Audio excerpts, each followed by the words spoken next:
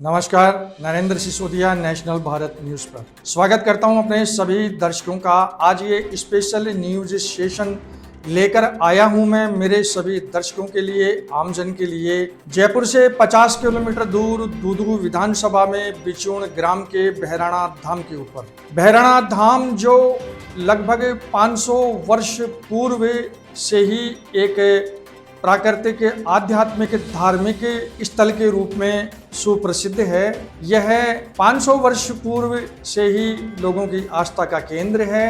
दादू पंथ के संस्थापक दादू दयाल जी महाराज की तपोभूमि, तपोस्थली, जिसे वहाँ के भक्तगण और वहाँ का आमजन, जो वहाँ का ग्रामीण है, वो परम धाम के रूप से भी जानता है, पुकारता है एवं इसमें आस्था रखता है। बिचौन की अरावली की पहाड़ियों में सैकड़ों वर्षों से मोर, हिरन एवं अन्य हजारों पशु पक्षी विचरण करते रहते हैं। यहाँ अनमोल और दुर्लभ वनस्पति और हजारों पेड़ जिस पर ये कलरव करते रहते हैं। अचानक पिछले 42-43 दिनों से यहाँ के सुकून को, यहाँ की शांति को, यहाँ की आबोहवा को शायद किसी की नज़र लगी है।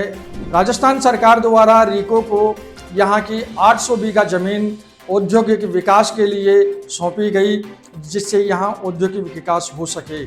इस सूचना के आते ही वहाँ के आमजन में, संतों में आक्रोश व्याप्त हो गया। संत पिछले 42-43 दिनों से कठोर अग्नि तप कर रहे हैं, जिसमें चारों तरफ अग्नि जलाकर बीच में संत बैठ रहे हैं, जिसे उग्र आंदोलन का नाम भी दे सकते हैं, एवं वे अपने शरीर को कष्ट दे रहे हैं। आमजन की सहानुभूति है संतों के साथ में। राजस्थान सरकार अड़ी हुई है अपनी बात को लेके। आरएलपी के संस्थापक, राष्ट्रीय लोकतांत्रिक पार्टी के अध्यक्ष हनुमान बेनीवाल अपने हजारों समर्थकों के साथ में, हजारों वाहनों के काफिले के साथ में बहराणा धाम पहुंचे, संतों के साथ में वार्ता की, प्रशासन के आलाधिकारियों से वार्ता की, और अंत में यह फैसला हुआ कि रीको को जो ये जमीन दी गई है वो वापस ली जाएगी।